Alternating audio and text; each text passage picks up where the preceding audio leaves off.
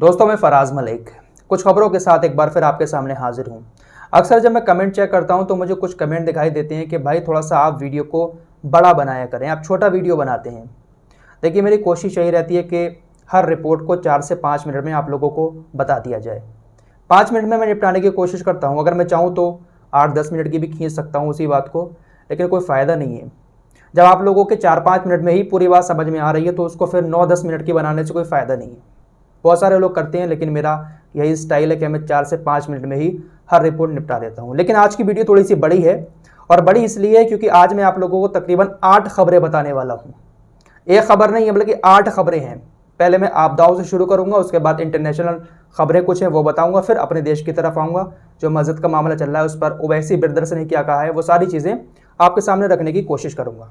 तो पहले चलते हैं चाइना की तरफ। चाइना के अंदर एक ऐसी घटना घटी और उसका वीडियो भी सोशल मीडिया पर बहुत तेज़ी के साथ वायरल हो रहा है, जिसको देखकर चाइना के लोग घबरा गए। आपकी स्क्रीन पर यह वीडियो है। जो काला और नीला आकाश आप लोगों को दिखाई देता है, रात को काला दिन में नीला, वो अचानक से शाम के वक्त में इतना ज़्यादा लाल हो गया जैसे मानो आसमान में आग लग गई हो। इतना ज़्यादा लाल आसमान मैंने तो पहले कभी नहीं देखा। लाल होता है सूरज डूबते टाइम, लेकिन पूरा एरिया लाल दिखाई दे, ऐसा शायद मैंने पहले कभी नहीं देखा। आप वीडियो में देख सकते हैं। इस वीडियो के सामने आने के बाद सोशल मीडिया पर लोग कह रहे हैं कि अब दुनिया का अंत शुरू हो चुका है, क्योंकि कुछ इसी तरीके का सीन एक हॉलीवुड की फिल्म में दिखाया गया था जिसका नाम था end of the world. Hollywood की फिल्म एंड ऑफ द वर्ल्ड है, उसमें कुछ इसी तरीके का सीन दिखाया गया था, जहां पर जब दुनिया का अंत होता है तो ऐसे ही आसमान लाल हो जाता है। तो ये घटना, फिल्मी घटना चाइना के अंदर देखने को मिली, जहां पर पूरा आसमान बिल्कुल लाल हो गया, जैसे खून की तरह लाल। फिलहाल क्या था, इसको लेकर वैज्ञानिक अलग अलग तरीके की बातें कर रहे हैं।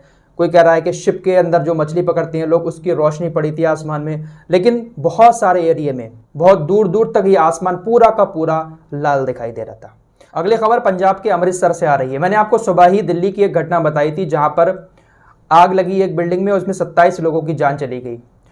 कल का ये मामला था और आज ये खबर और सामने आ गई पंजाब से। अमृतसर के एक हॉस्पिटल में भयानक आग लग गई। गुरु नानक हॉस्पिटल इसका नाम है। जिस वक्त हॉस्पिटल में आग लगी उस वक्त तकरीबन 650 मरीज हॉस्पिटल में थे और कुछ लोगों का ऑपरेशन भी हो रहा था। आप लोग वीडियो में देख सकते हैं कितनी भयानक आग लगी थी। जैसी सुबह मैंने आपको वीडियो दिखाई थी दिल्ली वाली, ऐसी आग ये हॉस्पिटल में लगी, लेकिन गनीमत ये रही कि यहाँ पर किसी की जान नहीं गई।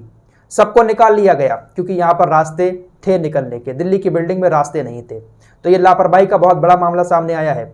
दिल्ली में ऐसी बहुत सारी बिल्डिंगें हैं जिनकी अगर जांच की जाए तो बहुत सारी लापरवाहियां सामने आएंगी, लेकिन बिल्डिंगों की जांच नहीं होगी। जांच होगी तो मंदिरों की, मस्जिदों की, ताजमहल जैसी चीज़ों की, लेकिन जांच जिन चीज़ों की होनी चाहिए, दिल्ली की बिल्डिंग की अगर जांच हो जाती तो शायद ये लोग नहीं मरते, क्योंकि वहाँ पर रास्ता था ही नहीं निकलने का, ऐसे ही चल रही थी। ऐसी बिल्डिंगें खुलेआम बनी हुई हैं, लेकिन इनको चेक करने वाला कोई नहीं है। जब अधिकारी जाते हैं तो उनके मुंह में घूस भर दी जाती है, वो चुपचाप वहाँ से वापस आ जाते हैं।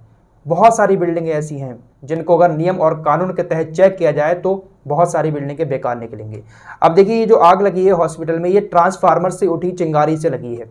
हॉस्पिटल के पीछे जहाँ पर ऑपरेशन थिएटर था वहाँ पर एक ट्रांसफार्मर रखा हुआ था जिसमें से चिंगारी उठी। उसके बाद ये चिंगारी इतनी ज़्यादा खतरनाक रूप इसने आग का ले लिया कि पूरे हॉस्पिटल को जलाकर राख कर दिया।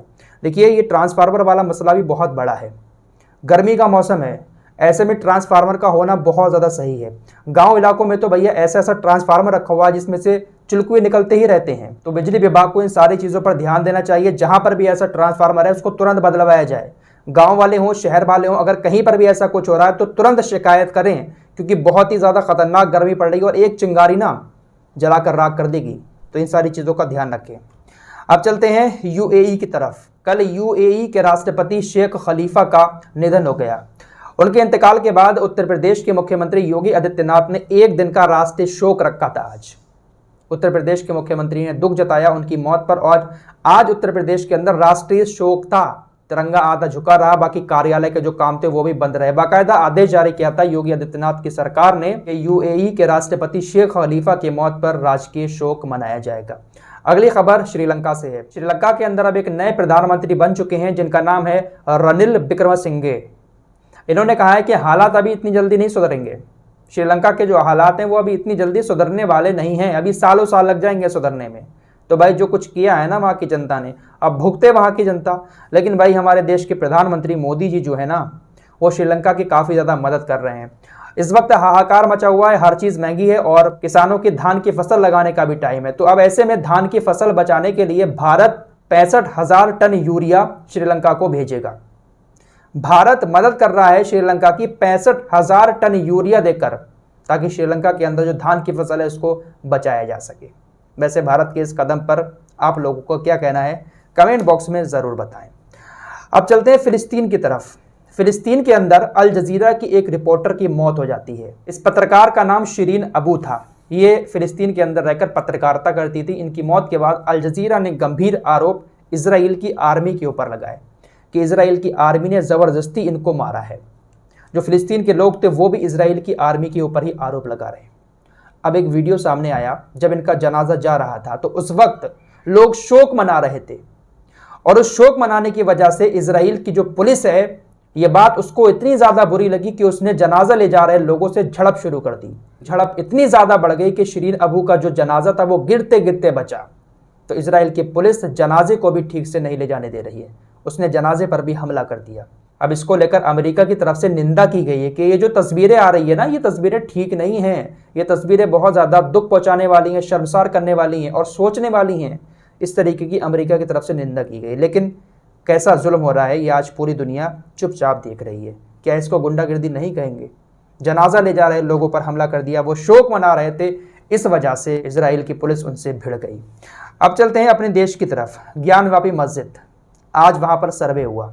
अब देखिए, मीडिया ने एक रिपोर्ट छापी है, न्यूज़ नेशन की ये रिपोर्ट है 14 मई 2022 की, आपकी स्क्रीन पर। इसमें लिखा था कि ज्ञानवापी मस्जिद के तहखाने में मिली कुछ ऐसी चीज़, सर्वे टीम रह गई हैरान। अब क्या क्या चीज़ें मिली थी, इसने सबसे नीचे छापा है। हिंदू देवी देवताओं के खंडित मूर्ति, तहखाना आज खोला गया था और उसका सर्वे किया गया, तो इसने अपनी रिपोर्ट में लिखा है। बाकी कहाँ से हवाला दिया है इसने, ये मैं नहीं जानता। इसने लिखा कि हिंदू देवी देवताओं के खंडित मूर्ति मिली है, कमल का फूल, भगवान विष्णु के चक्र, मगरमच्छ की मूर्ति, ढेर सारे कलश, आटा पीसने वाला जाता, हिंदू धर्म मंदिर से जुड़ी कलाकृतियां, ये सारी चीज़ें तहखाने में मिली हैं। अब इसको लेकर असदुद्दीन ओवैसी साहब ने क्या कहा, ये सुनकर अपनी बात को मैं समाप्त करता हूं। असदुद्दीन ओवैसी साहब लगातार ये बात कह रहे हैं कि बाबरी छीनी, लेकिन अब ज्ञानवापी नहीं छीन पाओगे। मस्जिद के सर्वे पर बोले ओवैसी। असदुद्दीन ओवैसी लगातार ये चैलेंज कर रहे हैं कि आपने बाबरी तो छीन ली है, लेकिन ज्ञानवापी नहीं छीनने देंगे। देखते हैं भाई क्या होता है। फिलहाल सर्वे आज हुआ और अब ये पूरा सर्वे होने के बाद रिपोर्ट कोर्ट में पेश की जाएगी और क्या क्या सबूत मिलते हैं, अब जो मीडिया छाप रहा है, अगर ये सबूत कोर्ट को सही लगते हैं तो उसके बाद क्या फैसला सुनाएगा कोर्ट, वो तो देखने वाली बात होगी। फिलहाल इस रिपोर्ट में इतना ही, मिलते हैं एक और नई वीडियो के साथ, तब तक के लिए अपना ख्याल रखिए। अब सारी मशीनें एक ही जगह पर। अगर आप बिजनेस की तलाश में हैं तो आप सोडा शॉप की मशीन परचेज कर सकते हैं। गन्ने के जूस की machine, softy ice cream machine, bottling plant, आप सोडा बनाकर मार्केट में सेल कर सकते हैं। इस तरह की अलग अलग मशीन परचेज करने के लिए और पूरी वीडियो देखने के लिए आप YouTube पर सर्च कीजिए VR सोडा मशीन। ये हमारा कॉन्टैक्ट नंबर है।